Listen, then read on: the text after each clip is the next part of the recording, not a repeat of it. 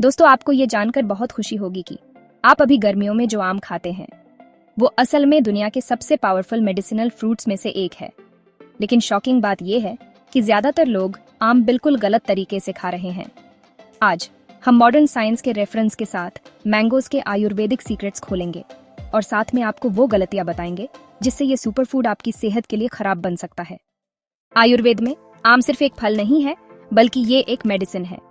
चरक संहिता में आम को फलों का राजा कहा गया है, क्योंकि ये शरीर के वायु दोष और पीत दोष को बैलेंस करता है और कफ दोष को बढ़ाकर बॉडी को मॉडरेटली नरिश करता है। लेकिन इंटरेस्टिंग बात यह है कि आयुर्वेद आमों को उनके पकने के हिसाब से अलग अलग कैटेगरीज में रखता है। जैसे कच्चा आम पीत को कम करने वाला और पाचन को सुधारने वाला होता है।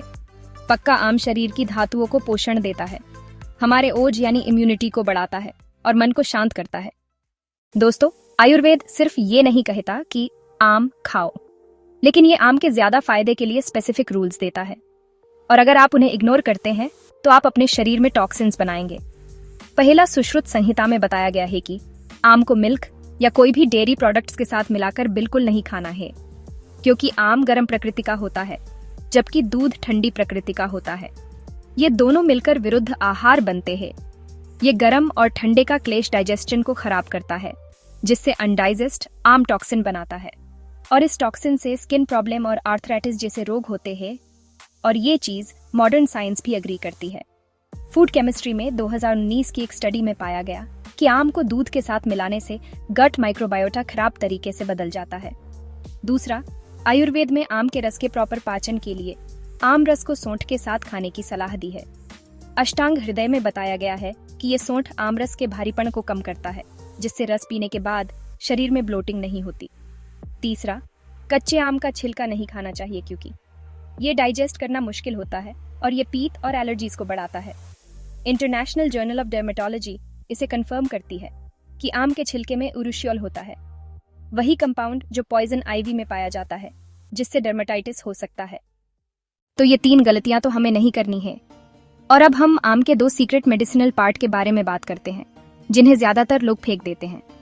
सबसे पहला, आयुर्वेद और BMJ ओपन डायबिटीज रिसर्च में ब्लड शुगर रेगुलेट करने के लिए आम के पत्तों की चाय पीना बताया गया है। सुश्रुत संहिता धूप के कारण लगने वाली लू से बचने के लिए कच्चे आम का जूस रेकमेंड करती है। न्यूट्रिएंट्स में 2018 की एक स्टडी ने कंफर्म किया कि कच्चा आम इलेक्ट्रोलाइट्स और एंटीऑक्सीडेंट से भरपूर होता है, जो इसे एक परफेक्ट नेचुरल रिहाइड्रेटर बनाता है। दूसरा, आयुर्वेद आम की गुठली के पाउडर को नेचुरल टूथ क्लेंजर के रूप में इस्तेमाल करने का सुझाव देता है। Journal of medicinal plant studies में 2017 के रिसर्च में पाया गया कि आम के बीज का एक्सट्रैक्ट ओरल पैथोजेंस से लड़ता है। दोस्तों, अब हम आम के फायदों के बारे में जानेंगे। जर्नल ऑफ न्यूरोकेमिस्ट्री में 2023 के रिसर्च में पाया गया कि आम सेरोटोनिन प्रिकर्सर्स को बढ़ाता है। ये बताता है कि आम खाने से आपको खुशी क्यों मिलती है। आयुर्वेद आम को रसायन कहता है, क्योंकि ये लंबी उम्र, ताकत और ओवरऑल वेलबींग को बढ़ाता है। आम एक रेजुवेनेटिंग एलिक्सिर है जो आपके पेट को ठीक करता है, खून बढ़ाता है और आपके हार्मोन्स को बैलेंस भी करता है।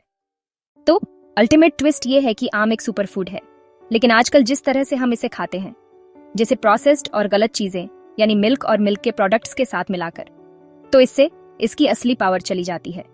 तो याद रखें, आम को या तो आपको अकेला खाना है, और अगर आमरस पी रहे हो तो विथआउट मिल्क ही पीना है, और आमरस में हमेशा सौंठ डालकर ही पीना है। तो दोस्तों, आयुर्वेद में डिस्क्राइब्ड दूसरे सभी फ्रूट के बारे में कही गई इसी तरह की बातों को जानने के लिए चैनल सब्सक्राइब करें।